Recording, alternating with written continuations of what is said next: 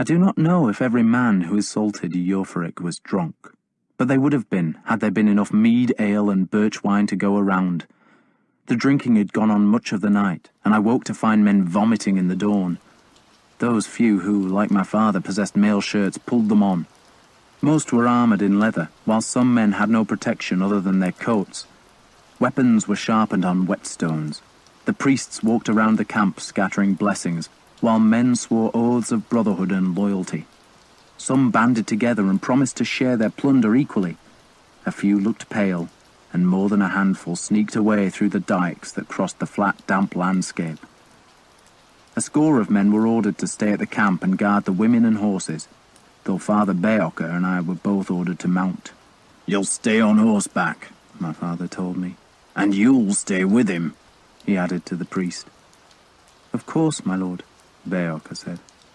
"If anything happens," my father was deliberately vague, "then ride to Bebenberg, shut the gate and wait there." "God is on our side," Beocker said.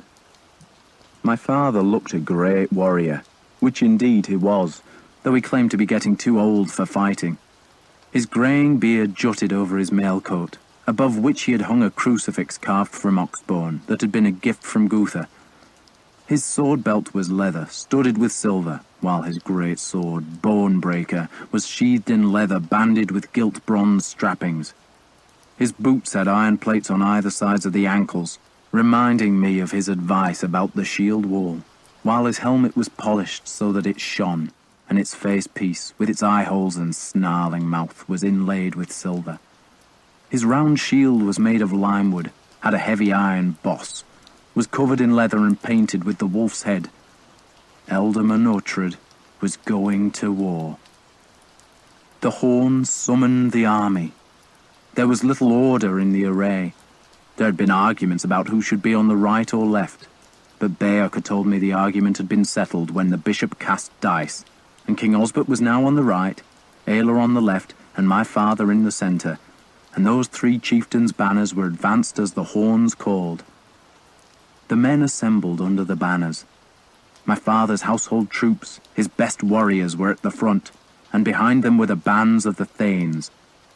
Thanes were important men, holders of great lands, some of them with their own fortresses, and they were the men who shared my father's platform in the feasting hall, and men who had to be watched in case their ambitions made them try to take his place. But now they loyally gathered behind him, and the churls, free men of the lowest rank, assembled with them. Men fought in family groups or with friends.